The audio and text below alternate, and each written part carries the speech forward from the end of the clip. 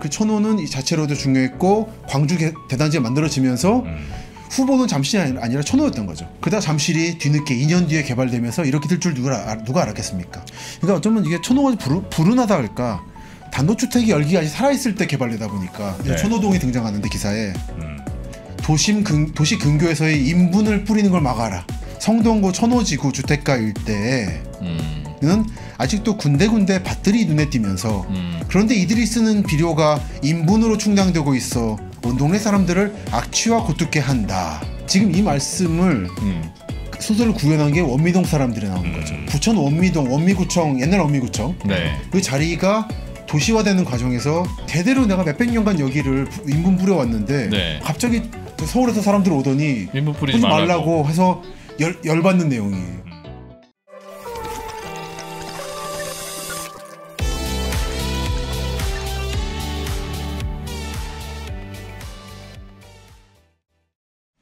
김시락 박사의 도시아사 네. 강동 이야기 본게임 시작하겠습니다. 두 번째 강동 이야기입니다. 네. 일단 강동하면 송파보다 조금 더 오른쪽에 이제 강동구가 있는 건데 송파 정도부터도 일종의 강동 아니냐 이런 얘기가 있을 수도 있지 않겠습니까? 강남구에 가서 물어보면 네. 탄천 오른쪽은 강남 아니다. 거기 그러니까 탄천 오른쪽이니까 강동이야. 강남 아니다. 이렇게 이제 생각하시는 분들도 있고. 네. 강남구 핵심 분들의 세계관 좁아서 네. 사실 수서도 강남이 아니라 그러고 이분들은 새로 붙인 땅이라. 오죽하면 테헤란로 이남과 이북을 나눠서 가르더라고요. 태남 태북이라고. 어디가 더 좋은 거예요 거기는? 태북이 진짜 강남이라는 주장을 하시죠. 태북이 압구정동 뭐 이런데. 서초구는 안 치더라고요. 그래요? 테헤란로 남쪽에 언제부터 사람이 살았단 말이야. 그렇죠. 이러면서 본인들은 얼마나 오래 살았다고. 가끔 공부 안 하는 애들 학원은 간다고 들었다 거기에. 대치동? 뭐 이러면서. 그래서 본인들 스스로를 강남구 원주민이라고 그러더라고요. 네.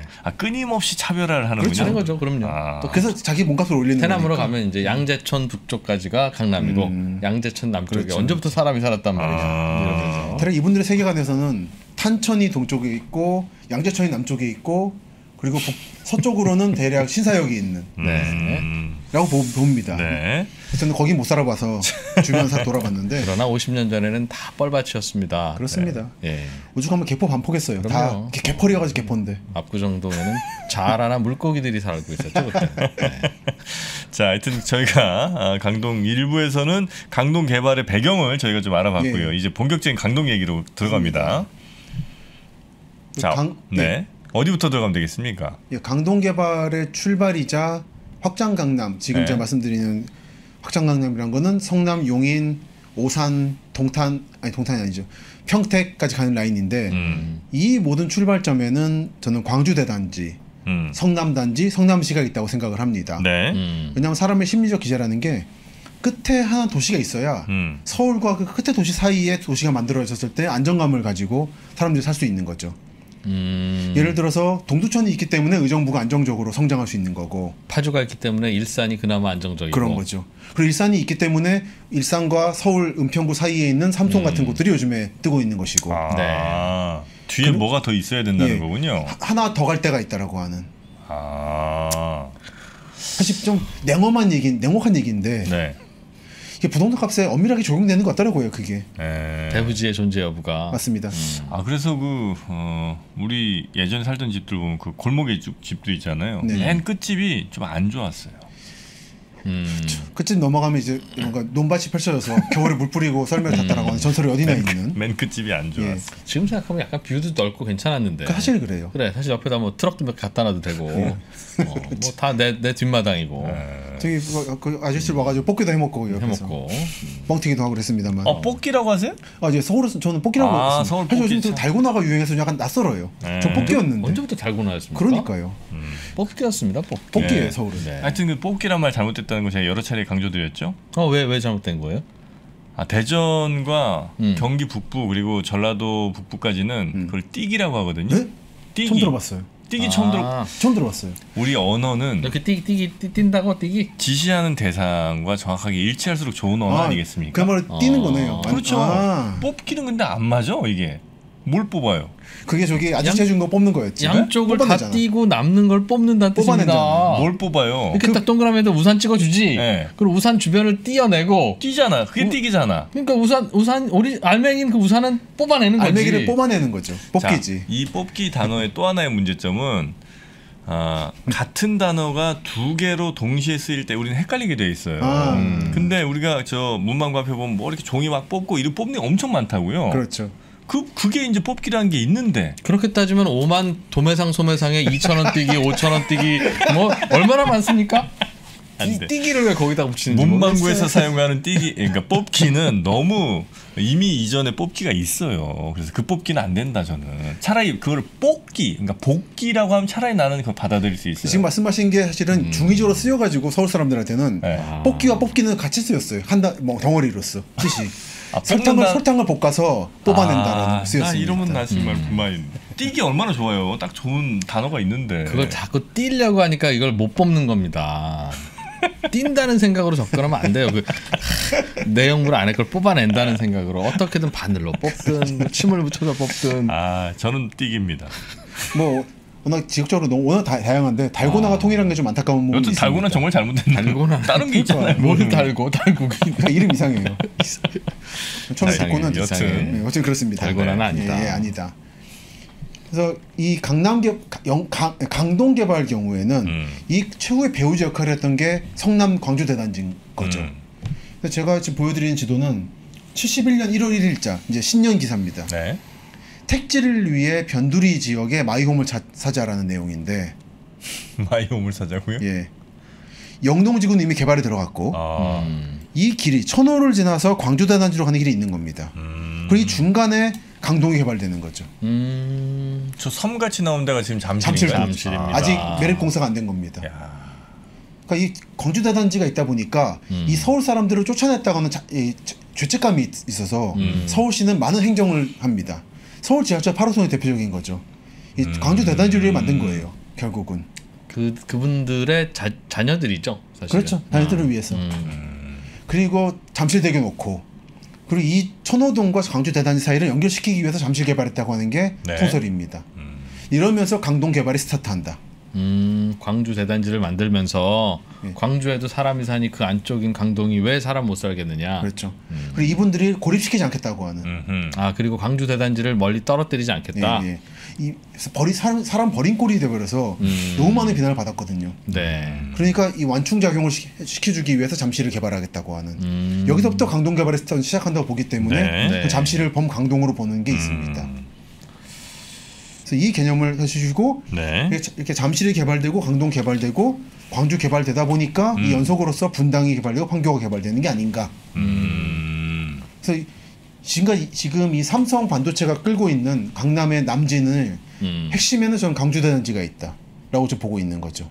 삼성 반도체요? 삼성 반도체가 지금 광교와 영통에 만들어지고 그리고 평택에 만들어지고 그리고 아산 탕정까지 가면서 네. 가면서 그 동네 집값을 예, 계속 쭉쭉 올리고 올리고 있죠. 있죠. 예. 수도권을 넘어서 충청북도, 충남도까지 간 상태인데 네. 이 추동하는 게 삼성이었고 네. 이 스타트는 전 광주 대단지부터 봐야 된다. 먼 흐름으로서 네네네. 라고 보기 때문에 광주를 거듭 말씀드렸습니다만 네. 여기까지 광주 대단지는 네. 강남 지역을 육속화시키겠다라고 하면서 잠실도 섬을 무태 붙이는 작업을 시작합니다. 강남을 육속화. 육속화. 육지에 속하게 만든다. 육속화라고 합니다. 강남이 육지가 아니었다는 뜻이에요? 그렇죠. 잠실도. 잠실을 여의도도 아니었는데 사실상 육지로. 예. 여의도 섬도 저번에 말씀드렸습니다만 84년 홍수 전까지는 색강을 없앤다는 계획이었습니다. 잠실하고 똑같이 붙여버린다고요? 붙여서? 붙인다는 거였어요. 대방동과 여의도가 붙어 있는. 그렇죠. 사실 겨울에는 붙었으니까 모래사장으로. 근데 이거를 붙이려고 했다가 84년 홍수 때 그 풍납동 난리 났던 네. 시흥도 난리 나고 이때 보니까 이게 홍수 조절 기능을 하더라는 걸 깨닫고는 남기기로 해서 지금의 색강이 있게 되는 거죠. 네네. 사실 아마 잠실 지역에 요 본류를 남겨놨었으면은 네. 강동 지역 홍수가 좀 덜했을 수도 있습니다. 조절 기능이 있기 때문에 늪지가 있고 하면은 석촌호수 쪽으로 강이 흘러버렸으면 예, 그냥. 그렇으면 물에 물에 흡수하면서 물을 그래. 그 인공적으로 뭘 이렇게 바꾸면 힘들어져요. 그러합니다. 네. 그래서 야. 71년 기사를 보면 네. 내팽겨졌던 한강의 델타 잠실도 내년 말까지 완전 도시화.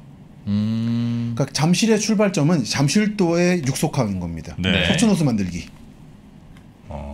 저게 강남개발보다 먼저였어요? 이게 강남개발 대충 끝난 뒤입니다. 끝난 뒤에. 예. 영동지구가 이제 술렁이기 시작했다가 70년 기사고 네. 대략 이 공사가 끝나니까 그 다음은 동쪽이다. 그리고 또 중요한 게 71년도에는 광주 대단지 사태가 있었습니다. 대단지 사태? 예, 광주 시민 봉기 폭동이라고 하는. 지난번에 한번 잠깐 예. 얘기해 주셨던. 그러니까 이게 지금 영동 개발이 대충 끝나는 것과 네. 광주를 더 이상 줄 수 없다라는 게 같이 온 거예요. 71년도에. 이러면서 잠실을 만들어야 되겠다는 계획이 만들어지는 거죠. 네. 저도 이번에 이 3프로 TV 이거 준비하면서 공부하다 보니까 네. 광주 대단지 사태가 고립된 게 아니라 영동 개발의 연속으로서 이어진다라는 게 보이더라고요. 그 잠실이 안정되고 나니까 천호지구 개발이 들어가고 그러면서 가락 들어가고 지금 고덕까지 가는 강동지구까지 가는. 그래서 71년 2월자 강남의 부도심 잠실도 개발. 이제 한강 본류를 없애겠다는 계획인데 이 기사를 보면 잠실교를 통해 폭 50m의 남북 관통도로가 광주 대단지 쪽으로 뻗어나가고 있다. 대전제든 광주 대단지로 가야 되는 거예요. 길은. 이러므로써 마치 서울 서남부가 영등포부터 인천까지 쭉 이어졌잖아요. 개발 제한구역 없이. 이 방식을 만들겠다는 겁니다. 동남쪽으로. 결국 실현된 거죠. 네. 지금 2021년 현재. 저게 강북에서 잠실을 바라본 풍경이군요. 그렇습니다. 제가 대충 아차산 즈음, 네. 테크노마트쯤. 구리 남양주쯤에서 보라고. 테크노마트에서. 아, 본. 저게 그 약간 뭡니까 그 타원형이 저기 경기장 그쪽이에요? 오른쪽 끝에 예, 예. 우상 뒤에 있는 게 저기 잠실 종합운동장 스포츠 맞습니다. 컴플렉스. 그리고 운전면허 시험장이 있고 요쪽이 저기 삼성역이네요. 아, 예, 예. 네네네. 코엑스. 네. 예. 네. 올림픽대로 있고 하는 그런 거죠. 네. 이런 식으로 개발이 있었습니다. 그러면서 잠실도를 흙을 메우고 부리도는 없애버리고 와. 무동도를 하겠다라고 하는 정말 대단한 계획인데 저게 면적이 꽤 넓어요. 저렇게 매운 면적이 83만 평 공유수면 매립지. 83만 평 얼마나 저게 지금 보시면 알겠으나 한강을 대체로 다 메운 겁니다. 저게 이거 지도 하나 딴 거 보여드릴게요. 이러면은 그러니까 저게 약간 좀 매립된 걸 강조하기 위해서 좀 과장한 건 아닌가. 그 이전에 매립되기 전에 네.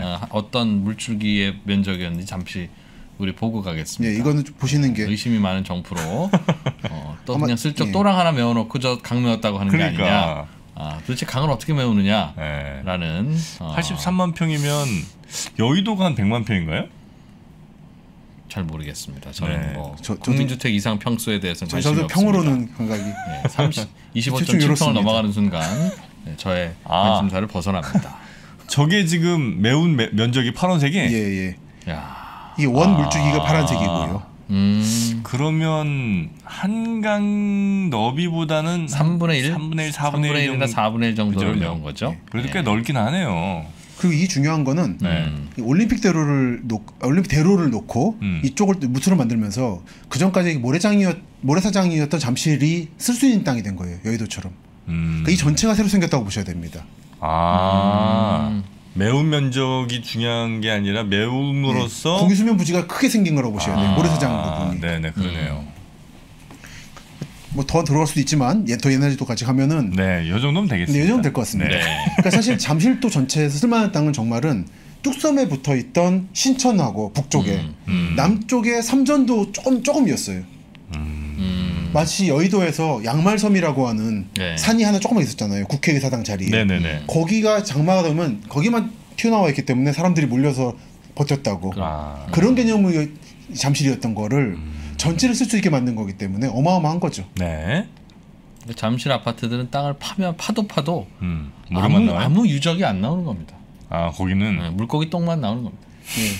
그 풍납동만 빼고. 네, 사람이 안 살았던 도시. 근데 풍납동을 파니까 무사가 나와가지고 사람들이 당황하는. 왜 거기서 사셔서 그 위험하던데 보니까. 제가 이렇게 쭉 하는 이유는 영동 개발과 강동 개발이 어떻게 가능할지 좀 한꺼번에 보여드리기 위해서 카테고리를 일부러 나누지 않았습니다. 네. 71년쯤 되면은 여의도 시범 아파트가 한때는 잠실과 마찬가지로 모래사장이 만든 아파트라서 사람들이 불안해서 안 들어갔잖아요. 의무적으로 들어갔었는데 이제 안정기에 접어들었다 생각해서 호합한 아파트를 건립하다 보니 주택행정이 총동원되었다. 감사원 뜨고 여의도 시범 아파트가 너무 고급 아파트라고 비난받은 겁니다. 서민 아파트를 만들어야지라고 하는 여의도 시범이 호합한 아파트의 대명사가 돼서 인기를 끌기 시작한 거예요. 이제 그 모래사장을 메워도 사람 살 수 있는 걸 만들 수 있다라는 확신이 생긴 겁니다. 여의도를 통해서. 그러니까 잠실을 만들 수 있는 거예요. 그러니까 여의도와 잠실을 같이 보셔야 되는 겁니다. 네. 여의도가 먼저 시범을 보였군요. 보인 거죠. 네. 시범 아파트. 그리고 여의도 잠실도 개발과 함께 강변 개발의 선구자 강변도로. 한산했죠. 야, 정말 여기가 강변 그러니까 올림픽대로예요? 이거는 강변도로인 것 같습니다. 근데 사실 이거 여의도 올림픽대로 같은데 제 생각으로는 제목이 일단 이렇게 붙어서. 네.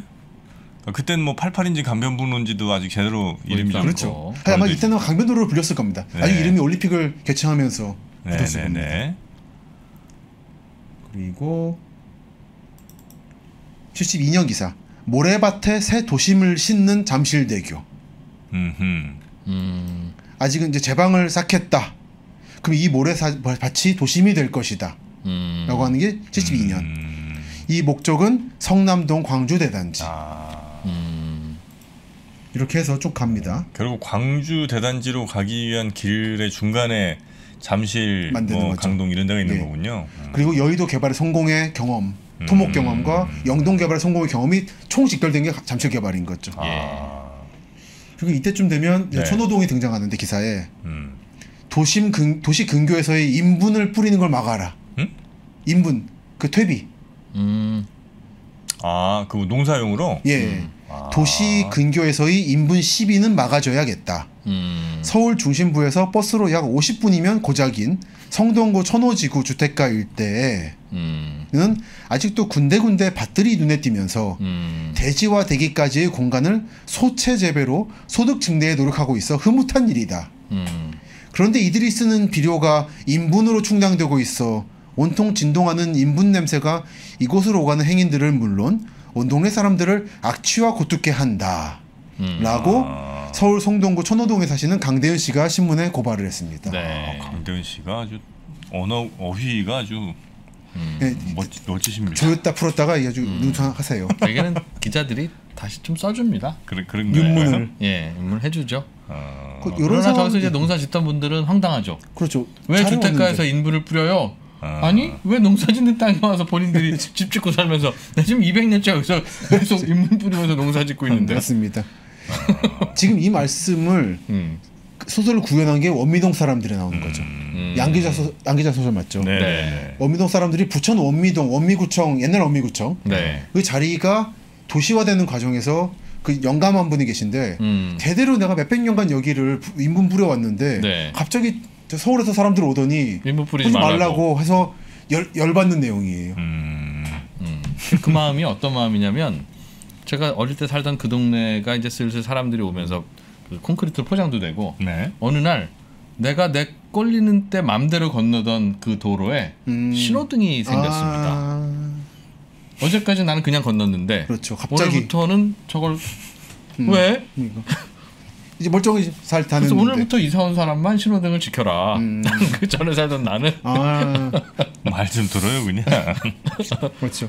저희 그 캐나다 원주민들 그러니까 일반적으로 알래스카에서 연어 못 잡는데 원주민들은 잡을 수 있더라고요. 그 느낌인 겁니다. 그 느낌. 늘 잡던 걸 못 잡게 하면 이상해요. 그래서 오늘 와가지고는. 네. 그래서 모든 규정은 소급 적용하지 않는다. 신호등마저도. 이게 사실은 개발 제한 구역 풀 때 문제인데 요즘에 그 방배동 성뒤마을 쪽이 묶어놓고는 갑자기 LH가 싸게 사가지고는 자기들이 택지 개발 아파트 분양하겠다고 그래서 하면서 토지 보상을 해야 되는데 지금 이 시행 공고 난 날로부터 몇 년 전까지 입주한 사람만 인정해주고 그 기간은 인정 안 해주겠다고 투기꾼으로 보겠다라고 해서 난리가 난 상태죠. 그러니까 원주민이라고 인정하는 게 쉬운 건 아니더라고요. 어쨌든 이렇게 되면서 잠실도를 매립하는 공사 다음 해부터 천호 토지구역 정리 사업이 시작됩니다. 72년부터. 그러니까 착착 동쪽으로 가고 있는 거예요. 그러니까 서부 개척이 아니라 동부 개척이 시작되는 거죠. 서울에서. 이게 서울 강북 지역은 대충 개발이 끝났기 때문에 한 것도 있습니다. 네. 자, 그래서요. 쭉 갑니다. 찬찬히. 이게 예전에 제가 1년 반쯤에 전에 3% 나왔을 때는 이 모든 걸 압축해서 말씀드리다 보니까 네. 참 좀 저 개인적으로 두서가 없었는데 이번에는 시간 들여서 찬찬히 말씀드릴 수 있어서 아주 기분이 좋습니다. 저희도 죄송합니다. 많이 피곤하시는 아유, 영역에서 이러면서 천호 개발을 하게 되니까 천호대교를 놓게 되죠. 74년입니다. 왜냐하면은 광진교가 자꾸 너무 일제 때 놓은 다리라서 자꾸 이게 끊기고 좁고 그런 거예요. 그래서 광진교부터 이 지도를 하나 보여드리겠습니다. 아, 저기 일제 시대 때 났던 다리예요? 예. 와. 아, 이건 뭐 광진교 남단조 천호동이 굉장히 발전한 도시였습니다. 맞습니다. 뭐 압구정동, 삼성동, 대치동은 동네도 아니었어요, 사실은. 그렇죠. 바로 그렇죠. 그럼 토끼나 살고 말이나 다니지 그게 사람 사는 데가 아니었습니다. 네. 천호동쯤 돼야 이제 사람들이 많이 살아서 무려 천채 집이 있었다고 해서 그 광진교가 놓이면서 천채가 들어설 것이다라고 어느 영감님이 나타나서 예언했다고 고분다리 동네 근처에서. 아, 천호동이에요. 그래서. 네, 그래서 천호입니다. 거듭 말씀드리지만 성남 대단지도 천호가 있기 때문에 가능했던 거예요. 여기 사람들이 천호를 통해서 출근하라 강북으로. 네네네. 근데 그게 안 된 거죠.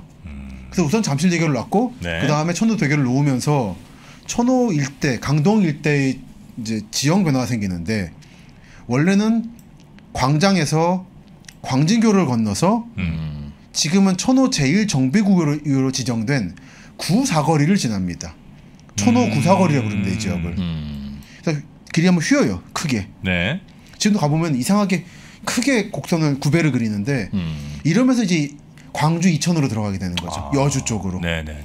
그래서 이쪽은 오래된 지명으로서 고분다리, 구분다리라고 하는. 아, 구분다리요? 곡교라고 불리는. 아. 옛날에 다리가 하나 이렇게 휜 게 있었대요. 네네네. 이런 지명이 있다가 이 천호대교가 놓이면서 신사거리가 만들어집니다. 지금의 5호선 천호역 근처죠.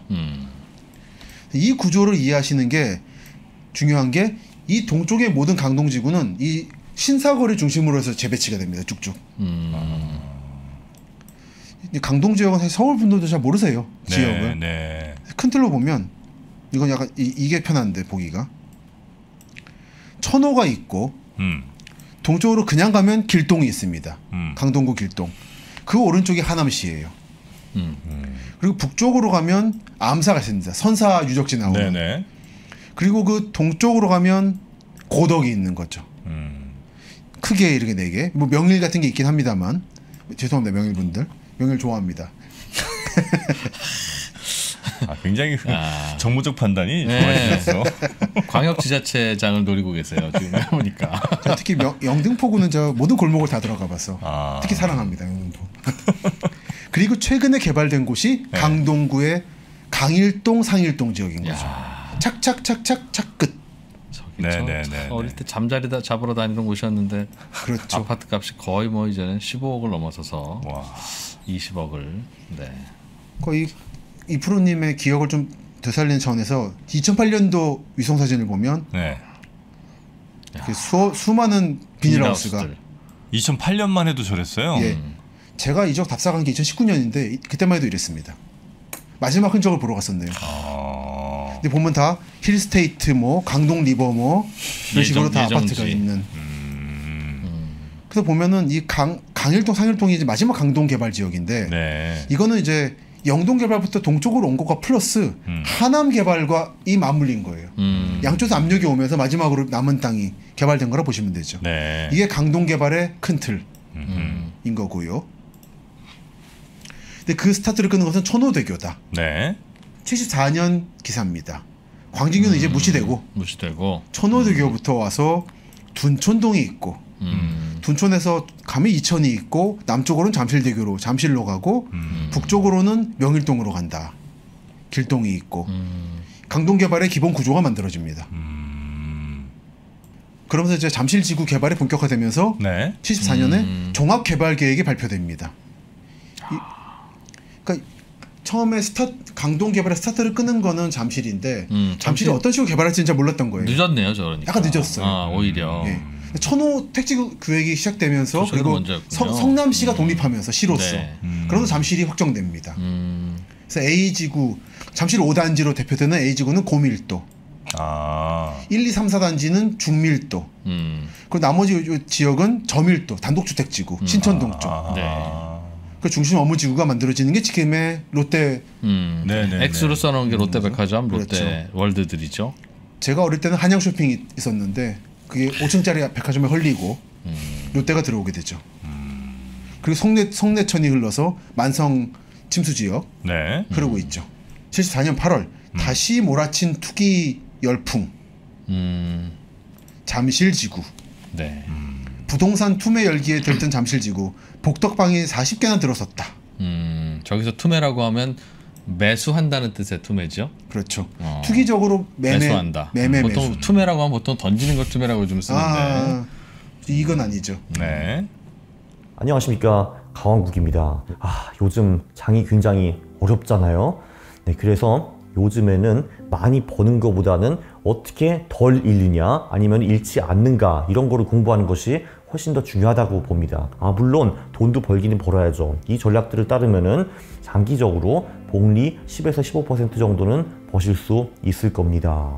저는 이 강의에서 집중적으로 자산 배분과 마켓 타이밍을 다룰 겁니다. 그거를 어떻게 글로벌 ETF를 통해서 할 수 있는지 바로 실전에 적용할 수 있도록 어떤 ETF를 어떤 이유로 언제 사고 언제 파는지도 같이 알려드릴 겁니다. 이 전략을요, 직접 ETF를 사고 파시면서 직접 구현하실 수도 있는데요.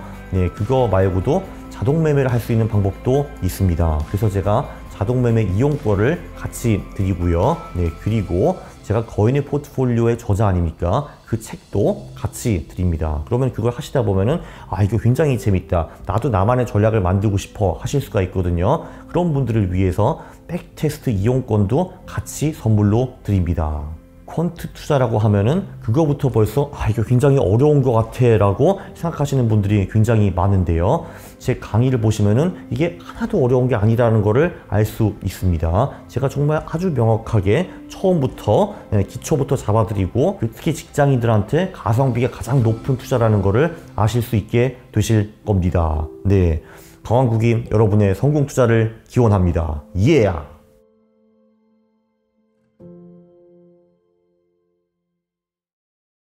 그리고 아까 말씀드린 것처럼 천호대교가 만들어지면서 때만 난 천호지구라고 풍납동이 등장합니다.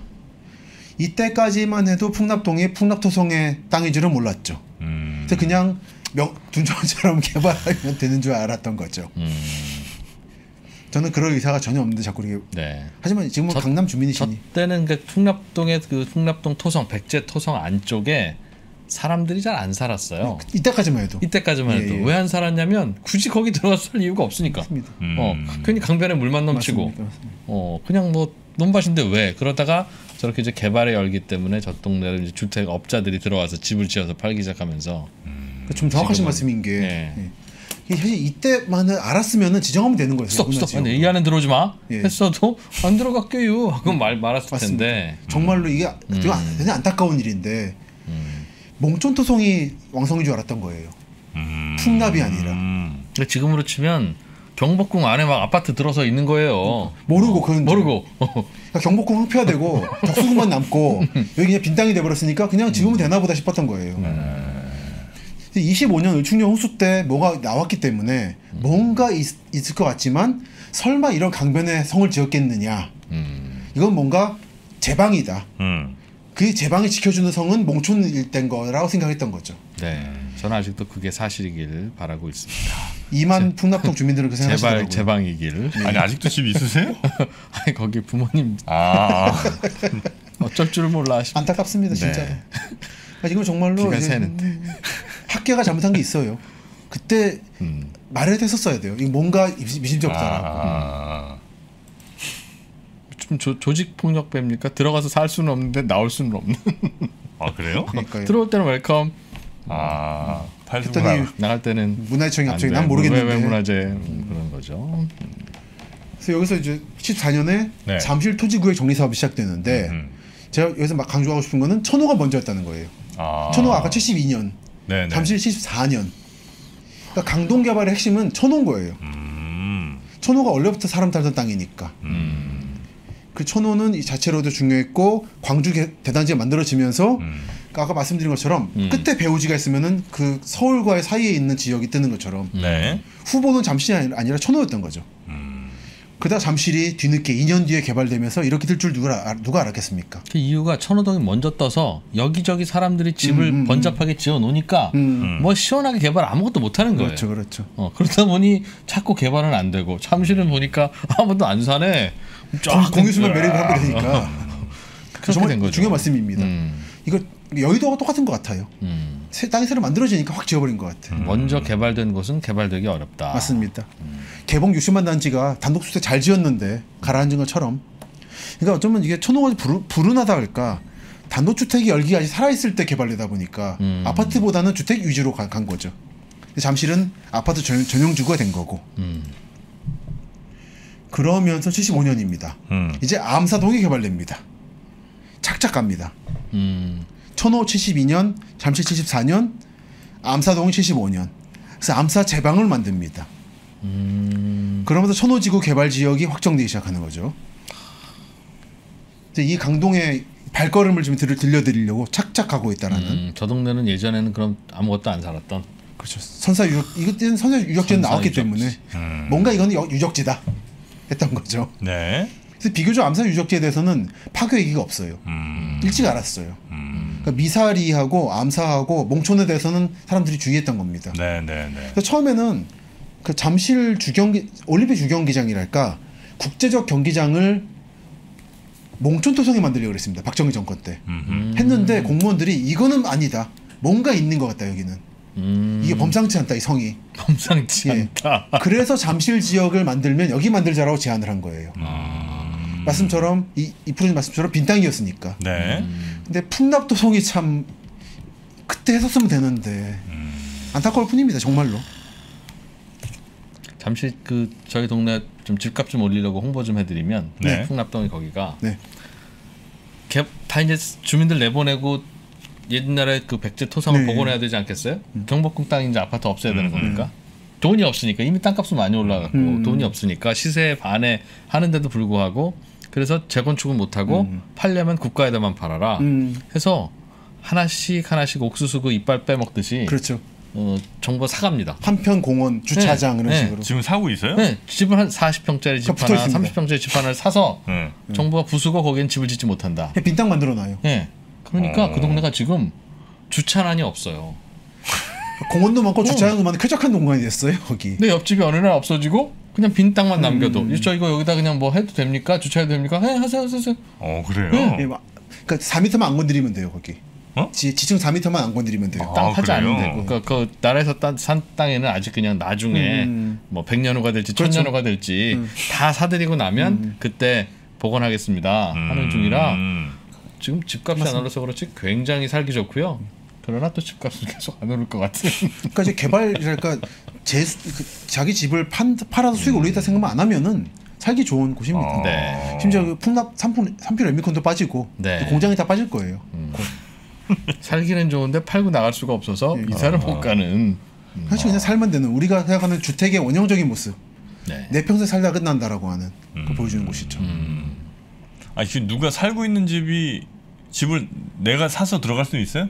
들어가면 거래는 가능한데 이제 네. 오시는 분은 저분은 어떻게 하시려고 저러나. 걱정을 많이 하시겠구나. 네, 그런 거죠. 그러니까 근데 국가가 내보내잖아요. 억지로 떠밀고 뭐 철거하겠다 그런 건 아니에요.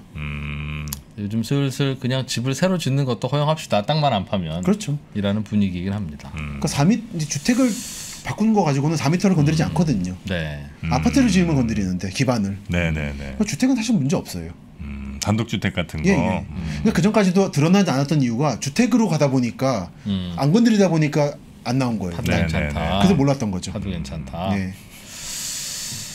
그러면서 75년도에 네. 이제 강동 개발이 본격화되니까 서울이 부도심 개발을 계획을 내세웁니다.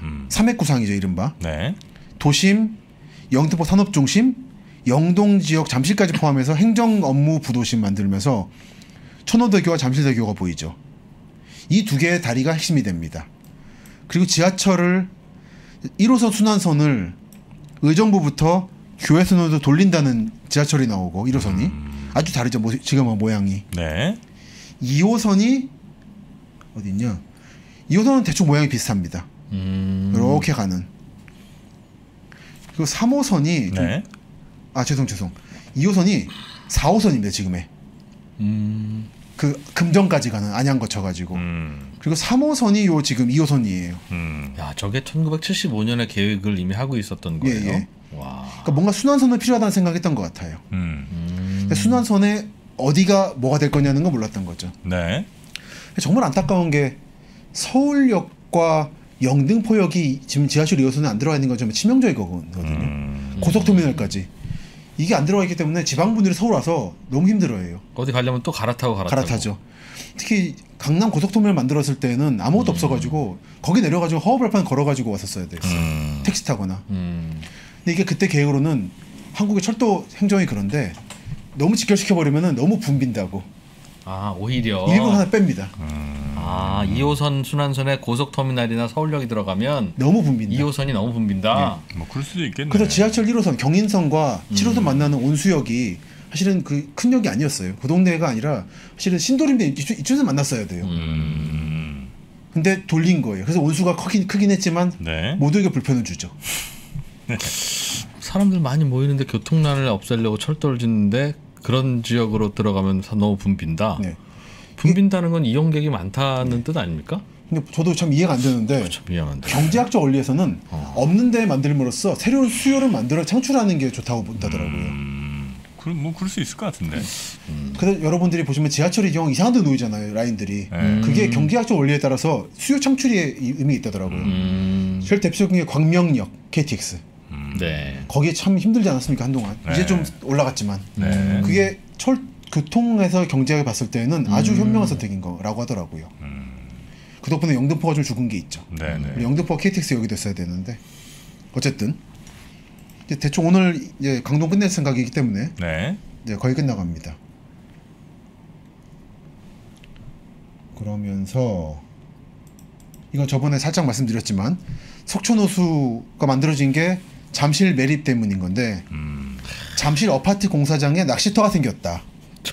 갑자기 한강물이 막혀버리니까 갈 것 없는 물고기들이 지금 석촌호수. 석촌호수 초기에 낚시터였대요. 저기 흐르던 물이었는데 막아놓으니까 석촌호수에 가서 지금 다들 낚시하는구나. 아직 제방 공사도 안 했고 석촌호수에 모래 받친 거예요 그냥 이렇게.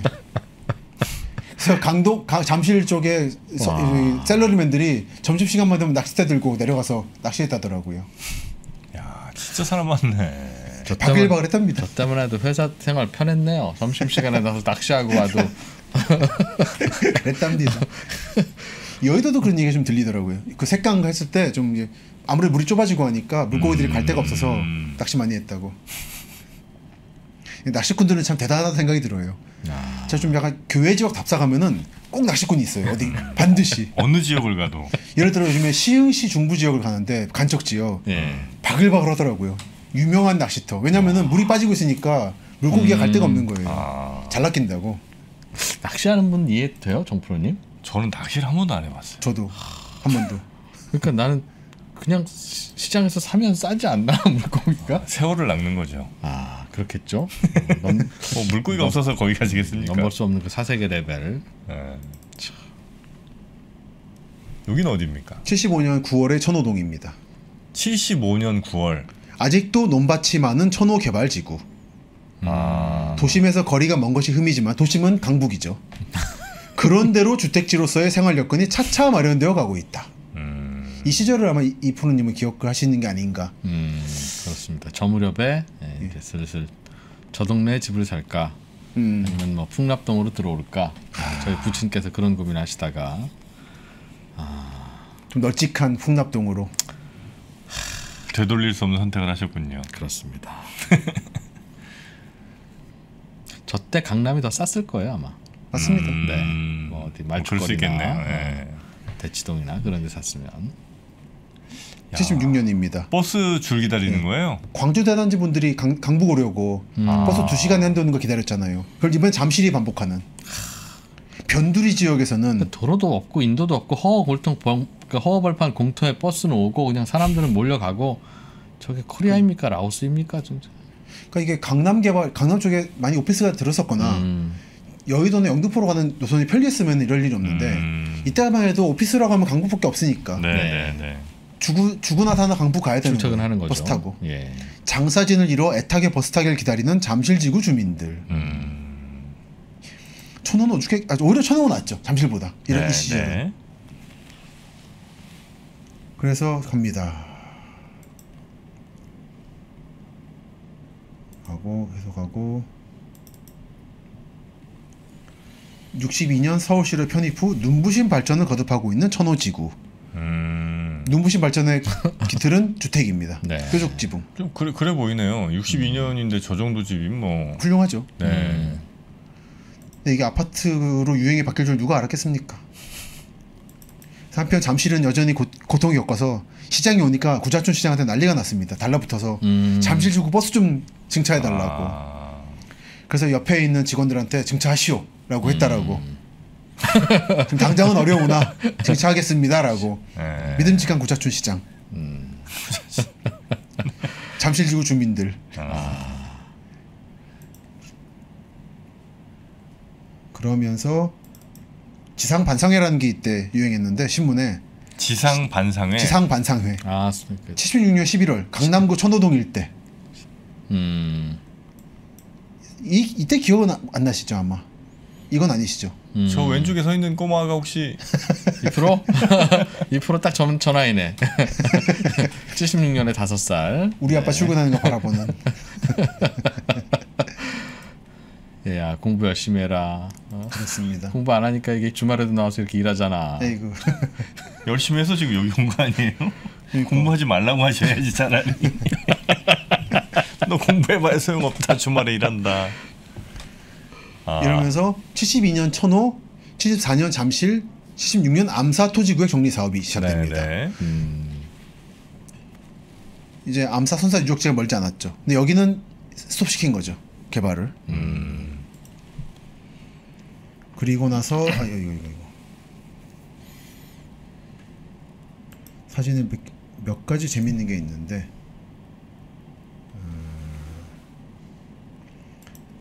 여러분들 이건 기사를 읽진 않겠습니다만 78년 2월 28일자 기사가 잠실 암사 장안 신림지구 토지 구획 정리 사업 완료. 이제 잠실까지 끝났어요. 이제 그 다음 강동만 남았다라는 얘기.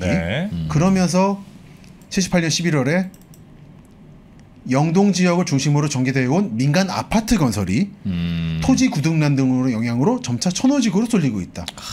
강동지구의 아파트 열풍이 시작됩니다. 78년부터. 저때 이제 만들어진 게 둔촌주공 이런 겁니까? 바로 그렇습니다. 천호지구의 아파트 건설에 기폭제가 된 것은 둔촌동에 들어설 주공 아파트다. 이제 영동은 이제 개발 끝난 거예요. 강남으로서. 저기 어젯밤에 안 그래도 가봤더니 다 부서지고 지어지고 있더군요. 아직 분양은 안 하고 있는 둔촌. 둔촌주공. 그렇죠. 분양가 상한제 때문에 그렇죠. 분양을 안 하고 있는.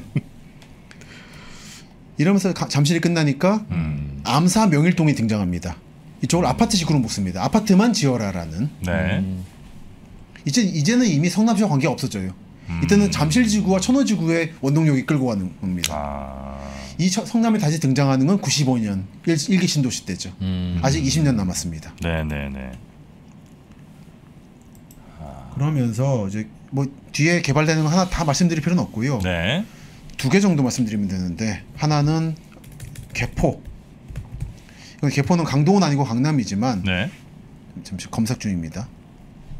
컴퓨터가 왜 검색을 못해? 오케이. 85년쯤에 개포지구 개발이 본격화되는데 86년 기사입니다. 개포동의 고도. 개포동 주공아파트 5단지의 건설 당시의 모습입니다. 뭔가 집이 하나 위에 있고. 그 반대하는 집이에요? 그건 아닙니다. 일반적으로 좀 알바끼라고 말할 수 있는데 설명이 좀 있습니다. 서울 강남구 개포동 219 주공아파트 5단지 옆 토지 구획 정리사업 지구 내 깎아지른 벼랑 위에 허름한 집 한 채가 덩그러니 남아있다. 주민이죠, 이분. 네. 네. 이건 꼭 뭐 이상한 사연은 아니고요.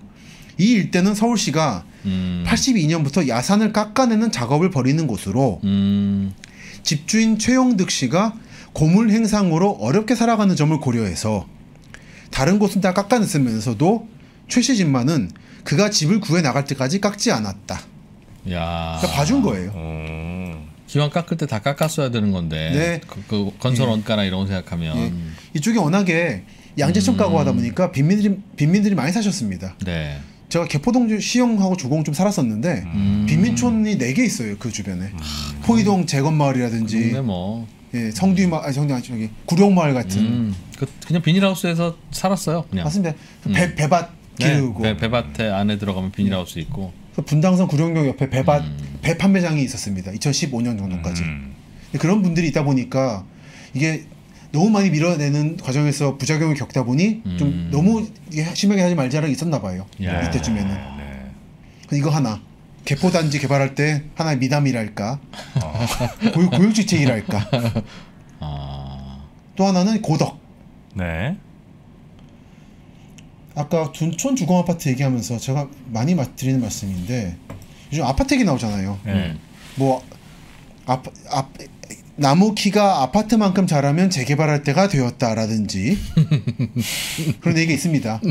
나무 키가. 예, 그러면서 아파트 단지의 나무가 참 멋진데 네. 이 나무들을 그렇게 함부로 배다니 이 자연 생각할 줄 모르는 사람들라고 말을 하는데 고덕지구 개발할 때 나무가 100만 그루가 베어졌어요. 아파트 처음 지을 때 네. 허허 발판일 때. 네. 20년간 이거를 풍치지구로 개발한다고 나무를 심었어요, 열심히 또. 일부러. 예. 근데 이거를 베고 지어진 게 고덕지구고 둔촌이고 명일이고 한 겁니다. 이 100만 그루는 그럼 나무가 아니고 자기 살았던 주공이나 시형 아파트의 나무만 소중한 나무인가라는. 그러니까 제가 늘 드리는 말씀이 있거든요. 요즘에 주공 시형 아파트 이제 추억담들이 많은데 그러니까 본인들이 자랐기 때문에 소중한 게 알겠고 저도 잠시 살아봤지만 주공 아파트에 네. 농촌 영동도 있는 거거든요. 이때도 귀중한 나무들이 있었던 거고 당나무도 있고 몇백 명의 나무가 있는데 이 배진 나무들은 아무도 애정 갖지 못했고 이 나무 몇 그루 때문에 이렇게 추억을 말하는 거는 전 불공평하다고 보는 거예요. 너희들 추억만 추억이냐? 네. 아파트 들어서기 전에도 마을이 있었고 그 동네도 그렇죠. 추억이 있었는데 예. 당신들 들어오는 맞습니다. 바람에 그 추억은 다 날아갔는데 맞습니다. 이제 와서 당신들 추억을 뭐 어쩌란 말이냐? 그렇죠. 그리고 이 뒤에 올 사람들에게도 추억이 되는 거고 이 사람들은 25층 아파트가 추억이 되는 거예요. 네네. 네. 그러니까 우리는 도시에서 지나가는 사람이다. 우리의 추억이 절대적이지 않다. 저는 이런 의미에서 아파트 5층 남기는 운동 한동안 했잖아요. 네네. 근데 그것도 한 세대, 발언권을 가진 세대가 너무 자기들의 추억을 절대화한 결과라 생각해서 그렇게 고가해 보이지는 않습니다. 그렇게 따질 거면 그 동네 아파트 짓지 말고 초가집 살려놨어야지. 그렇죠. 이 나무 100만 그루 남겼어야죠. 고덕지구에. 사실 이러면서 고덕지구 때문에 문제가 터진 게 환경 영향 평가라는 걸 시작합니다. 너무 황당한 일이었기 때문에 이 고덕지구 개발이. 아니, 나무 멀쩡히 심어놓고는 100만 그루를. 요즘 환경영향 평가를 거의 뭐 큰 사업들은 다 하는 것 같은데 그게 그렇죠. 이거부터 시작된 거예요? 고덕 때 택지냐 녹지냐. 아. 이때 대충도를 하면서 건설은 하되 녹지를 보존하겠다는 말도 안 되는 얘기를 했거든요. 그러니까 건설하며 보존하자 말이 나왔어요. 원래 병자호란 때 그 몽고군하고 싸울 때도 우리 임금님도 네. 그 영식이 다 떨어져 가는데 네. 병사들과 백성들에게 어떻게 나눠줘야 되겠습니까? 그랬더니 너무 아끼지는 말고 넉넉히 나눠주되 오래오래 먹을 수 있도록 잘 절약하도록 해라. 그래서 고덕지구는 중간에 중단되기도 했어요. 너무 이 압력이 심해서 반발이 심해서. 근데 결국은 나무를 최대한 보존하는 방향으로 하되 택지는 개발한다는 식으로. 그렇죠. 이게 뭐냐는 거예요. 100만 그루를 베버리고는 그 나무 몇 그루 가지고 뭐 하는 거예요. 네. 아니, 정말 좀 분노를 좀 느낍니다. 네네네. 그렇죠. 지금 한 여기뿐이겠어요. 나무 베어진 나무가. 네. 저런 한둘이 아니죠. 네. 그러니까 강동 개발은 맨 처음에는 그 광주 대단지 예. 네. 여기로 가는 그 길목의 의미로서의 개발이 됐다가 나중에 이제 스스로 천호 뭐 이쪽으로 해서 이제 자생적으로 맞습니다. 개발이 된 그런 예. 스토리를 좀 갖고 있다. 자체 운동력을 갖게 된 거죠. 음. 그리고 그렇게 개발되었던 저밀도 5층짜리 아파트의 강동지구가 이제 반포나 이런 식으로 저밀도 지구 재개발 사업이 시작되면서 네네. 암사 명일처럼 고밀도로 지금과 같이 올라가고 있는 것이죠. 이렇게 해서 서울 시내의 범강남지구 개발은 네. 저희 화곡동부터 여기까지 몇 주에 걸쳐 말씀을 드렸고 네. 다음 시간부터는 제가 말씀드리는 확장강남 성남부터 내려가고 있는 지역을 추적해 보겠습니다. 네. 성남 판교 뭐 이런데 예. 분당. 알겠습니다. 자, 그럼 또 다음 주부터 논란의 바람이 불겠군요. 논란은 피해가겠습니다. 네. 정부적 판단으로. 그쪽으로. 네, 논란의 바람이 분당. 논란은 판교죠. 판교 대장동은 안 가죠? 서판교는 네. 빼서 일부 지역은 빼겠습니다. 빼고. 자, 그러면 야. 다음 주도 기대해 보겠습니다. 오늘도 저희와 함께 도시 이야기 재밌게 남겨주신 우리 김시덕 박사님 대단히 고맙습니다. 감사합니다. 1 더하기 1이 무한대가 되는 시간 1프로TV가 여러분을 찾아갑니다. 각 분야의 1프로 최고 전문가들이 모여 펼치는 지식의 향연 지금 시작합니다. 1프로TV 꼭 구독해주세요.